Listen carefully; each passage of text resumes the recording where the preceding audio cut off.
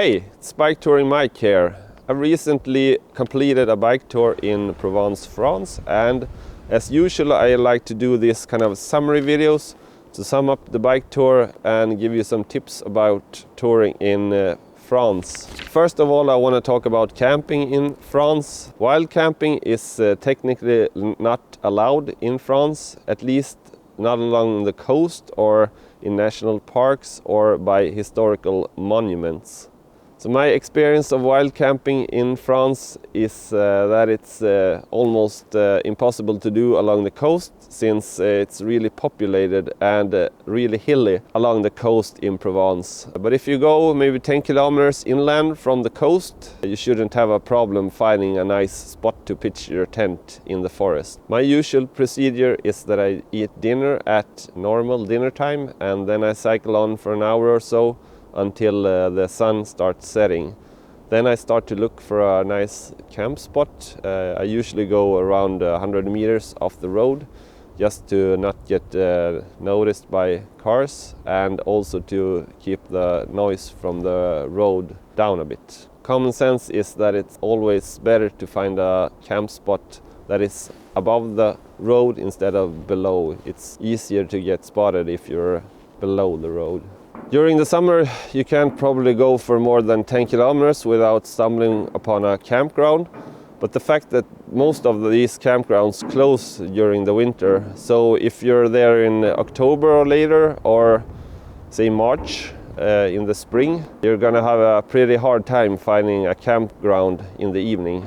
For me, this was especially obvious along the French Riviera. I had scouted out at least 5 campgrounds that, according to their websites, were supposed to be open, but once I arrived there, I found a closed campground.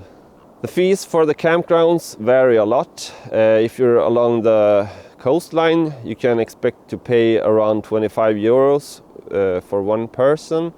But if you go inland a bit, campgrounds can run you between 8 to 12 euros for a night. Every town in Provence have at least one small supermarket, so you don't have to do a lot of research or planning before you go on your tour. Only thing you have to think about is that in these smaller towns, the supermarkets are often closed between noon and 12 during the day, and sometimes they close at around 7 p.m. in the evening. On Sundays, most supermarkets are closed the whole day. Some of them in the bigger towns are open until noon, but you really have to plan here to do a lot of shopping on the Saturday to make sure you have water and food for the Sunday if you're not able to find a supermarket during the Sunday. Prices at the supermarkets in France can be a bit expensive. I mean, it's not like Sweden or Norway, but it's a bit more expensive than, let's say, Spain or Italy. However, some items are dirt cheap in France. As you've seen in my videos, I've kind of survived on the 3 cornerstones of a fine French dinner: wine, baguettes and cheese. Those 3 items are really affordable in France, so make sure you take advantage of that when you're touring in France. You can buy these 1.5 liter water bottles at virtually every supermarket, but to save your economy and most importantly the environment, you should skip out on buying those bottles. Instead, just fill up your water bottle at the campground or hotel or wherever you're staying, or at gas stations. But my best tip is actually to use these free water fountains that you find in virtually every little town in Provence. If you use an app with the OpenStreetMap, kind of like maps.me, the water fountains are well marked out in the map. So just search for water source and you will find a fountain in almost every little town. To be honest with you, I didn't really eat a lot of times at restaurants in France, mainly because the problem of leaving my bike unsupervised outside of a restaurant. But the general notion I've gotten from this tour is that if you eat during lunch, they have this offer called plat du jour, which is kind of the dish of the day. So You can get a nice meal for 10 euros that includes 1 or 2 main dishes and some sort of dessert, and sometimes you even get a beverage with the meals. So 10 euros for that whole package is really affordable, I think. Probably most of you know that euro is the currency in France.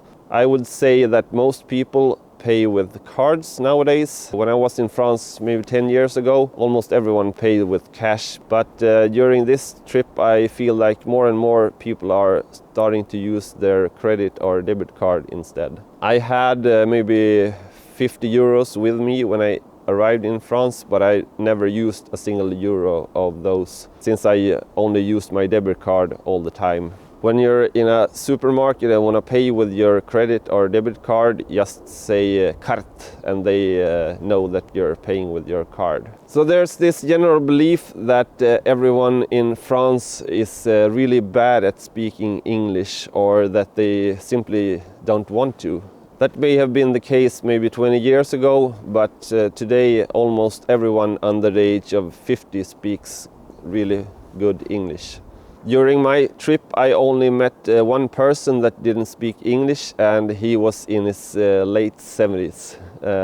So as long as you're greeting people in French by saying bonjour or bonsoir, and when you're leaving, say adieu or au revoir, people are generally pretty okay with speaking English between saying hello and goodbye. If you want to ask them to speak English instead of French, just say parles-tu anglais, and hopefully they will speak English with you instead. Since I live in the EU, I can use my data plan from back home without being charged additional fees for using my phone or my data plan. But if you're coming from the US or another country outside of the EU, you can buy a tourist SIM card from virtually all the big carriers for around 25 euros. That will get you around 5 gigabytes of data in 14 or so days.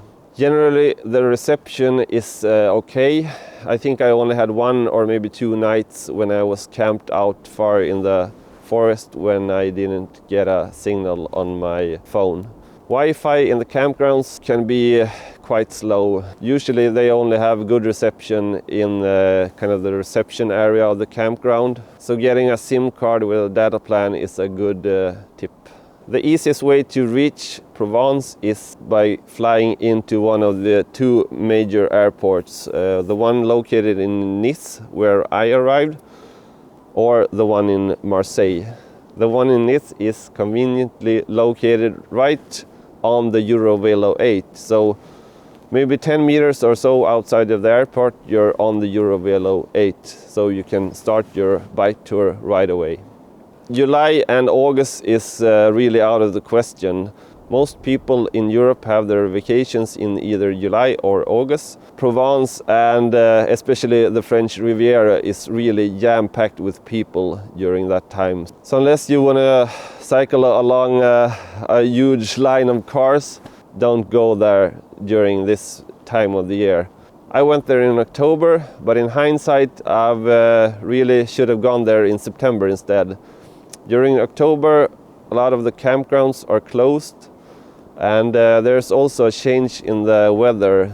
We had thunderstorms almost every 3rd day or so during my tour. People I spoke to said that September is a really nice month, and the crowds have also died down a bit. September or maybe April, beginning of May would be the best time to go and do a tour in Provence.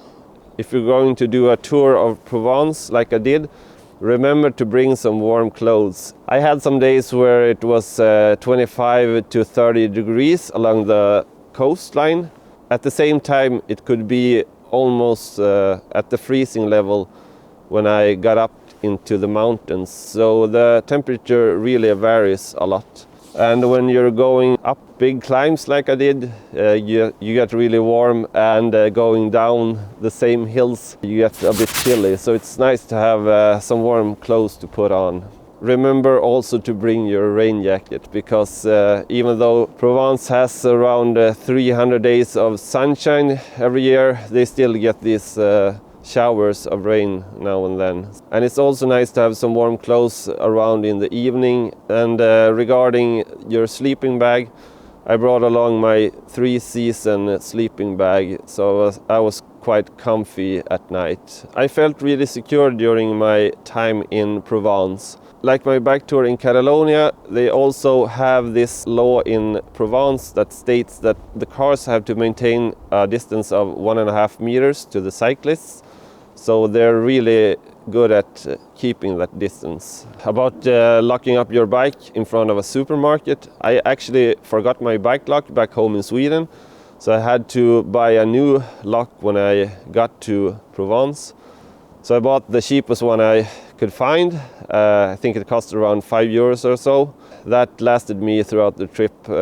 I felt really secure leaving the bike outside. Just make sure that you pick a supermarket where you can see the bike from the cashier, so you don't miss out on people messing around with your bike or your panniers. I hope you found this video informative, and until next time, have a good one.